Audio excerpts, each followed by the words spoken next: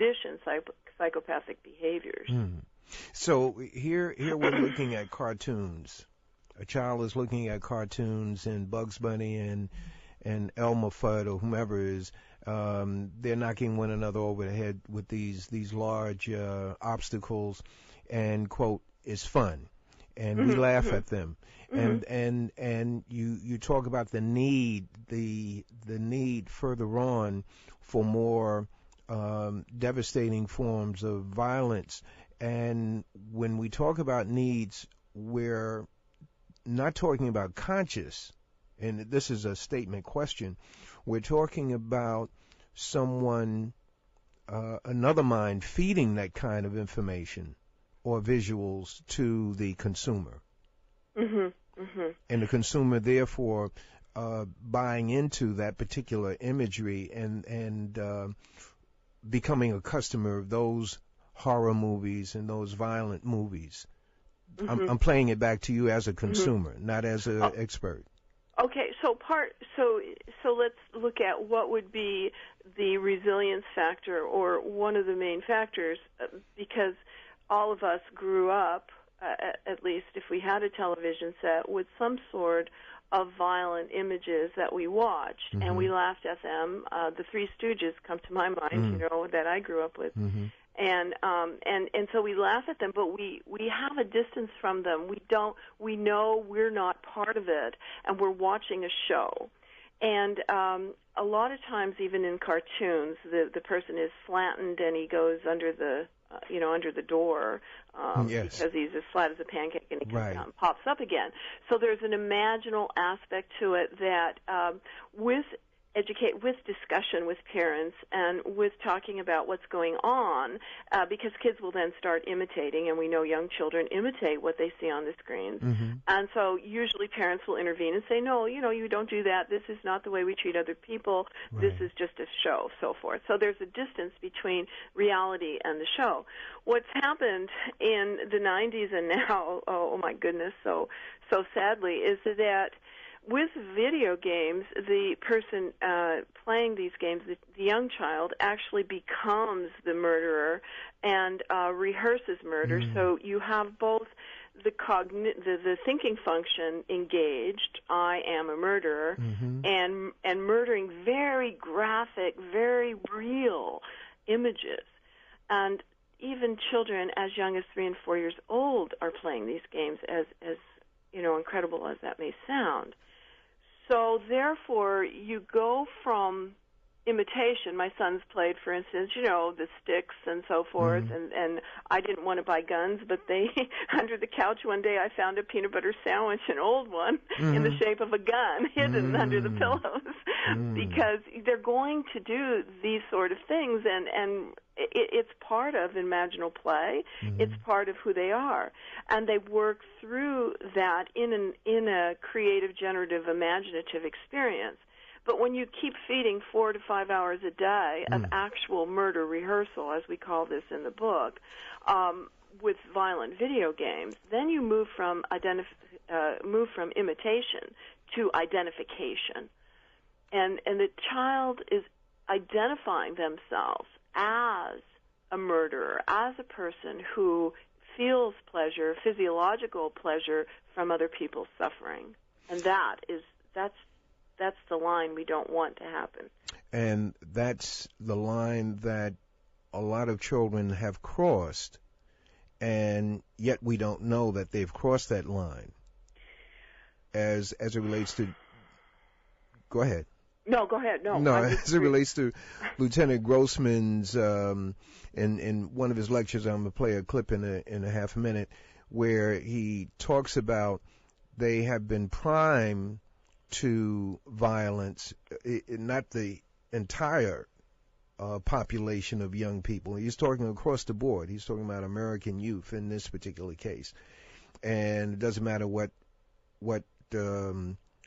race, what faith or religion or income level, that because of this constant involvement in the video games and also in movies that deal with violence and TV violence, that but the step ahead is the actual hands-on that they experience with the video games, the pressing of the button, the mouse, or the gun, and the killing of the object.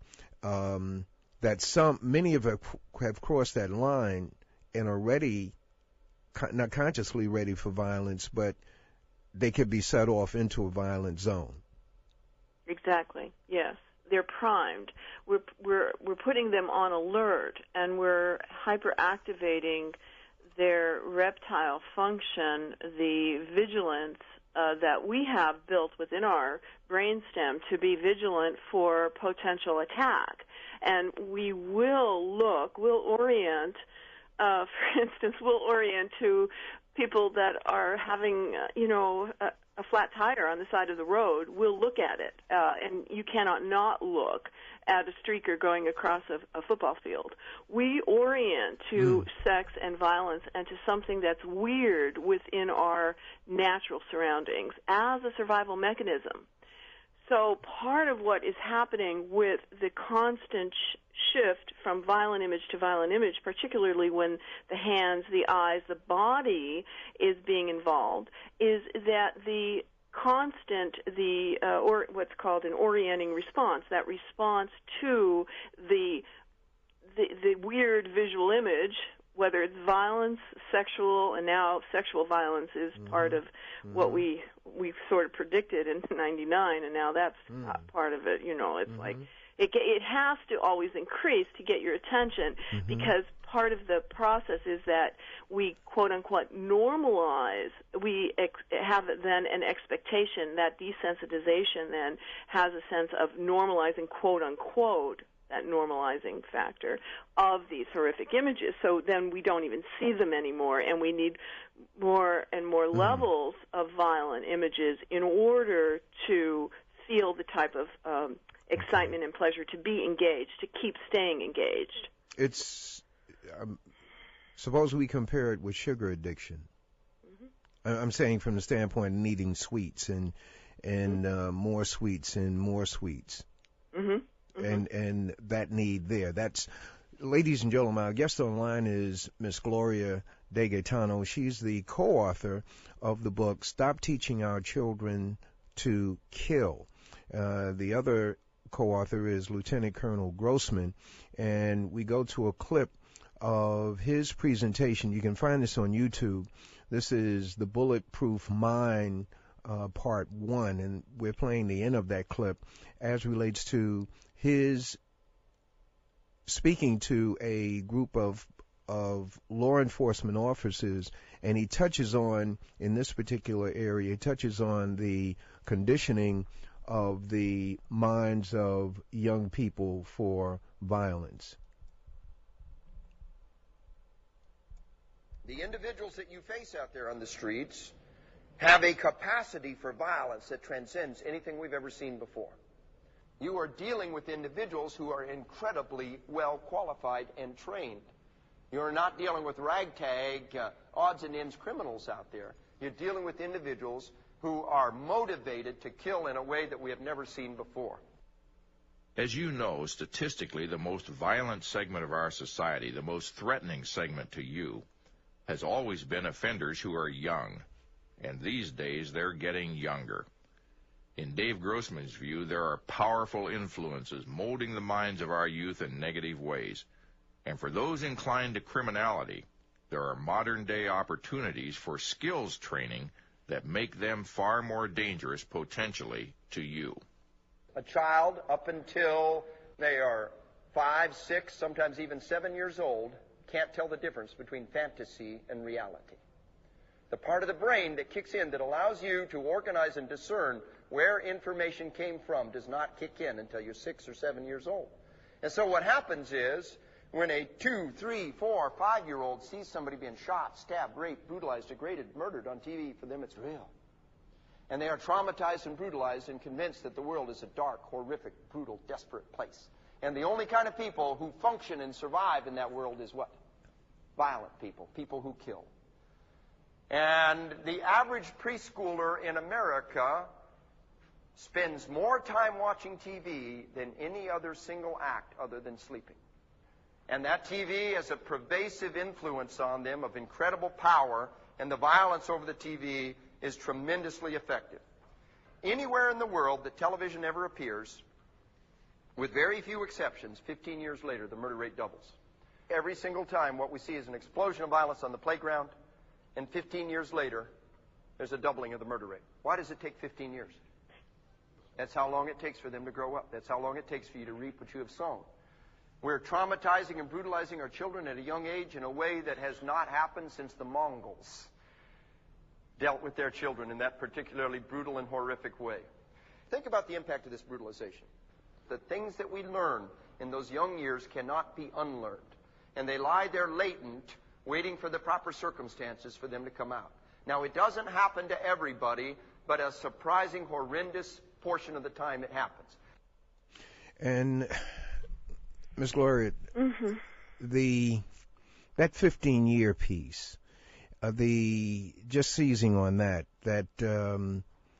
here we have, it's innocent, the child is up in her room, or they could be in the living room, and they're playing a video game that the older teenager has played. It could be Grand Theft Auto. We don't know what's on it because we're not playing it. We're on the phone, or we're preparing a meal, or we're doing what we're doing, but we're not necessarily paying any attention to the content of that video game, or even the TV program they may be, cable program that they're looking at in their room. And all the while, it could be programming them for violence that we will experience at a later age, especially as teenagers. As teenagers, when you have this acting out period with teenagers in the natural order of things, but then with this input of violence at this early age, you can have a different acting out of violence at the teenage age. Your response? WHCR 90.3 FM, New York. Absolutely. And the problem, Leroy, gets so difficult to address because parents have what I have called unprecedented challenges in one of the books I've written called Parenting Well in a Media Age. There are unprecedented stresses and challenges for parenting in a media culture that delivers these images and that, in a sense, markets to the kids for unprecedented peer pressure. So combine that with the stresses of modern society, economically, single parenting, all of these huge challenges that moms and dads go through every day. It's very difficult then to make the daily decisions that are going to support the parent to understand the content of what the child is exposed to and to set the boundaries around the process of viewing. We have not been successful as a country in either of those areas. When this book came out in 1999, Columbine it happened. I mean, it was like the two of these events emerged almost simultaneously. And it put me in a tailspin. After spending from 87 to 99 doing workshops for parents and being a consultant and so forth, I really came to an aha moment where I said, unless we really help parents make the changes within their daily lives, the day-to-day decisions they're making every day with all of the stress around them, unless we do that, we are not going to change the situation. Okay, the day-to-day. Yeah. What has happened in this society? Going to women's lib, which on the face of it was the greatest thing in the world, and at the same time it took the female out of the home, at least in the general community. And when I say the general community, in the black community, which is my experience, the mother and the father, it was not odd for them both to be working at some time or another during the course of a day or a week. And with Women Lib, and I'm not throwing a stone at Women Lib, I'm talking about that as a demarcation line, the society was turned, a great adjustment was made, and therefore the female found more economic opportunities outside the home, and therefore we have homes, whether in the suburb or in the city, with both parents out of the home. Mm-hmm. The children are not being watched or being culturalized as they had been prior. And economically speaking, I mean, that's true around the world today. I've done a lot of work in China around stimulus addiction, and they are concerned, for Internet addiction in particular. And, of course, violent video game addiction is part of this whole process. And so we are globally, in a sense, in this challenge economically. And how do we get out of it? Part of what I think one of the first steps is to support the parents to get the information they need and get back their authentic authority around setting limits and feeling different from their own peers or their friends, or saying, I'm not going to allow my child to watch that, or I'm not buying that violent video game. Mm-hmm. I kept my kids from video games until they were 12 and 14. Mm-hmm. And I knew from the research that, if their habits of mind are in place, they're reading, they're doing well in school, they've got other activities like sports and so forth, then they're literate, they're intrinsically motivated, then they're not going to be so vulnerable to violent video games. As a matter of fact, my guess was they wouldn't want them, that mm-hmm. they would want more sports games, more educational types of computer games. And, after a time, of course, I said no violent video games in the house. Of course, they knew my work and all that, but they snuck them in, and we had to talk about them, and I played them with them, and we talked about what was going on. If mom can beat you in this wrestling match and just kind of slug you out, what is this really about? And they went through their phase. 6 months or 9 months or so, they went through a phase, and they realized, it wasn't as fulfilling to them. It wasn't as fulfilling as an educational. And part of my points to parents and educators is that we've got to protect this young brain, yes, as for the violence and the emotional, but also for the cognitive, because the cognitive development, if we nurture it, then that child in adolescence, or when we do give them that exposure to these murder rehearsals because their other friends are doing it or whatever, they're going to reject it, and that's what we want. Hold your point right there, Mr. Gaetano, because we have to do an official housekeeping here. This is The Communicators, coming to you over WHCR 90.3 on the FM dial, on the internet, www.whcr.org. Our guest online is Miss Gloria De Gaetano, who is the co-author of the book, Stop Teaching Our Children to Kill.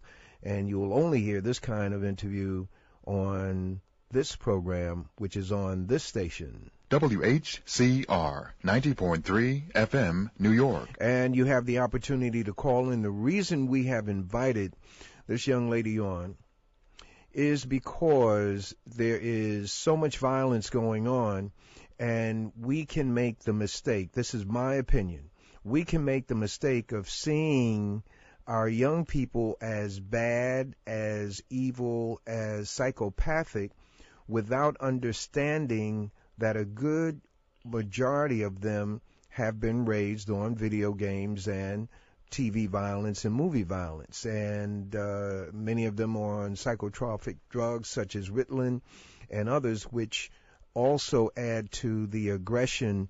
And another side effect is suicide. So you're able to call 212-491-4685, 212-491-4685.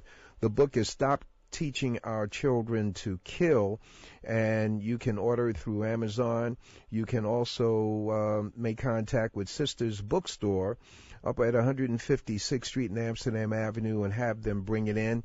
And we advise you to use this book as a reading club book. And that means you get it and you share it with 4 or 5 other members in your group and gain the knowledge therein. Thank you for calling. God bless you on the air. Yes. Hi, let me just turn down the This is WHCR 90.3 on the FM dial. On the internet, you can have your friends and relatives tune in by way of www.whcr.org,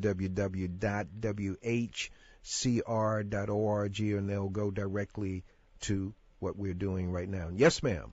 Yes, thank you for this program, and we could use some more. I want you to speak up. Those of us are listening on the internet. Okay, wait a minute. My I want you to speak up. Speak up.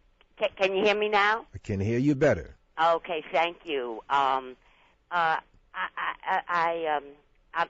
to say the name of Miss Davis. Is it? De Gaetano. Degaetano. My question is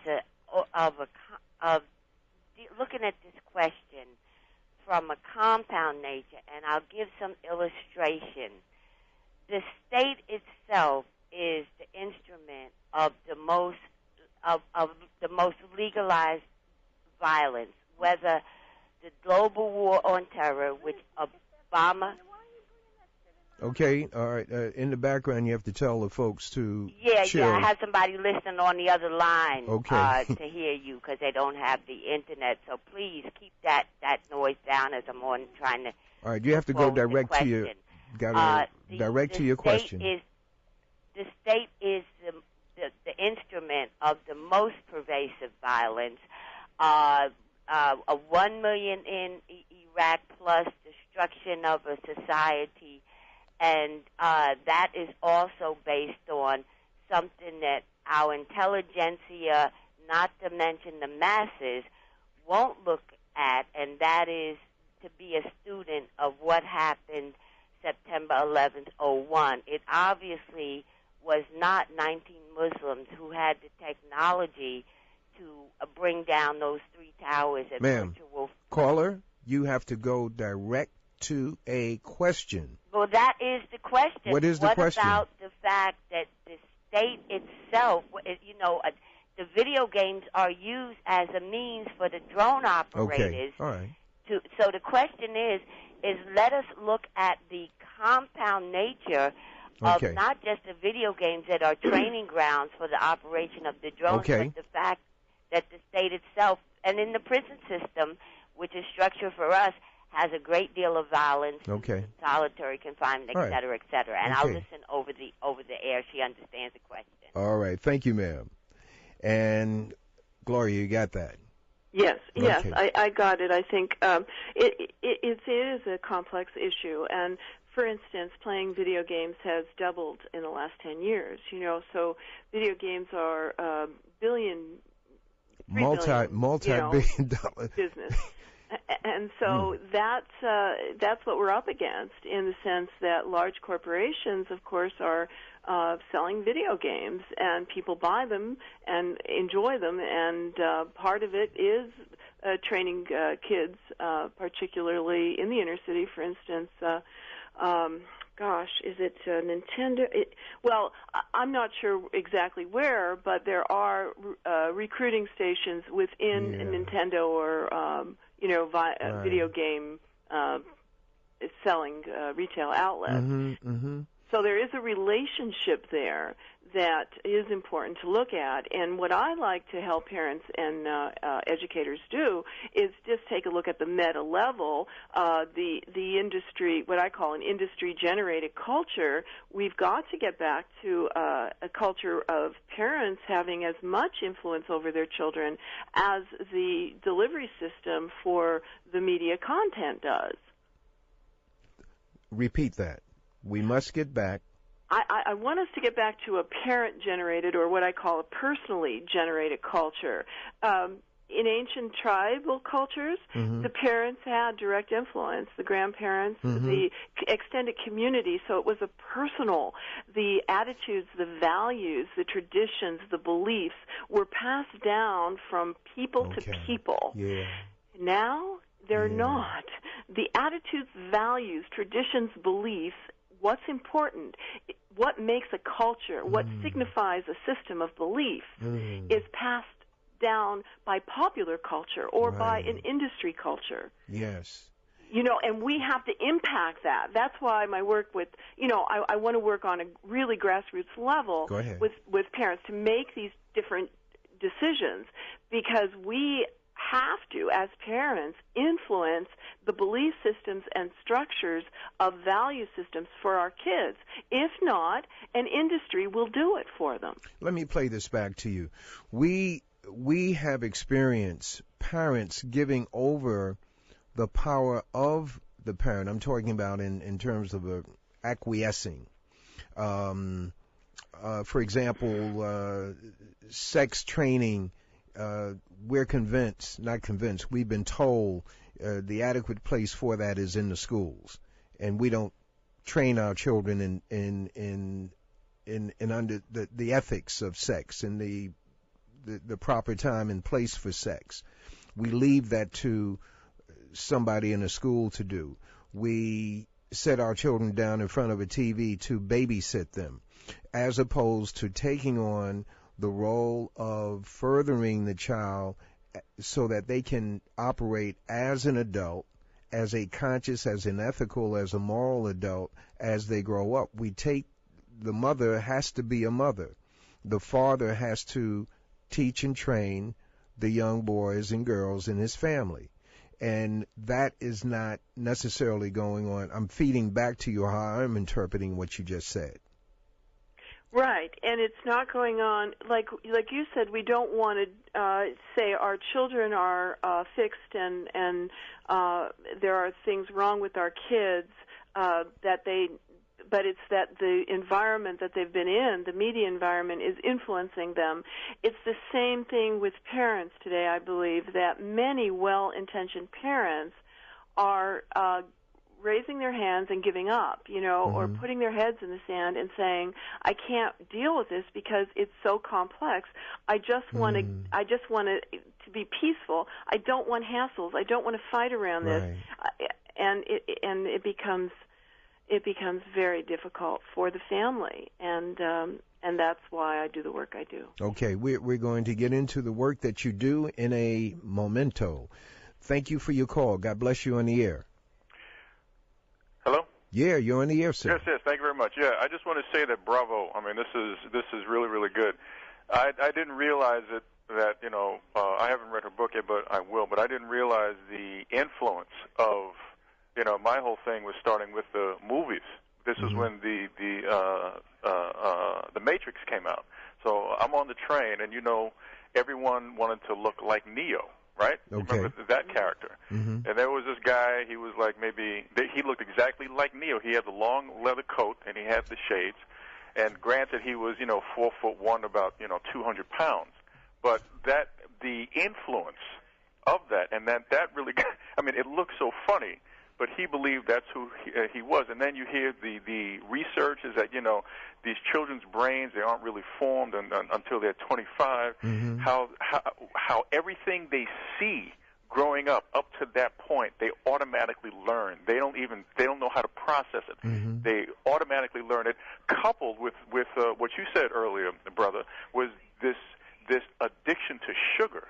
So we have this open mind that is addicted to sugar and being fed violence and reactionary behavior. Okay, so your question. My question, well, it's not really a question, it's more of a statement. Okay. But I guess if it was a question, how do you unlearn that behavior once you have been going through that for, Good question. 15 years? All right, very good. Thank you. Thank you, brother. How do you unlearn? How do you offset? How do you neutralize what, we have this audience here and they say, wow, my child has been on this thing for the last 5 years. What do I do? What do we do? And first we've got to realize that it's a process, and it's a step-by-step process, and it's a weaning activity. We can't often go cold turkey on this when it's really an addiction or really a formed habit. So part is reducing the time spent as much as possible and replacing the screen time with healthy activities.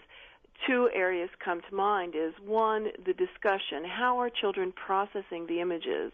The example we give in our book is the research around parents allowing their children to watch Freddy Krueger's movies when they were popular. Mm-hmm. And a 7-year-old was asked, "Aren't you afraid?" He was watching it every night before he went to bed, and he was watching it over and over again. And the researcher said to him, "Aren't you afraid about Freddy Krueger?" And the little boy goes, "Well, at first I was afraid. It scared me a lot, but then I pretended to be Freddy Krueger, and then I didn't feel afraid anymore." So how is the child actually processing these images? Our time spent being present and available to our children, not with our nose in our, it's so, not with the cell phone in front of us, not texting, not playing a game with them on screen, but actually looking in their eyes, talking with them, having conversations, discussions, and setting a boundary as the authority in the household. As the person, I like to say parents are their CEOs of their children's brains, because the brains aren't fully formed and developed until age 22 or 23. And so then the second part of that is looking at the meta level. Teenagers don't want to be hoodwinked. They don't want to be dominated by other people. They want their individuality and autonomy. And looking at, well, like I would just tell my kids, well, if they wanted something with a logo on it, I'd go, well, how much is that company giving you as a percentage, as a royalty to advertise for them?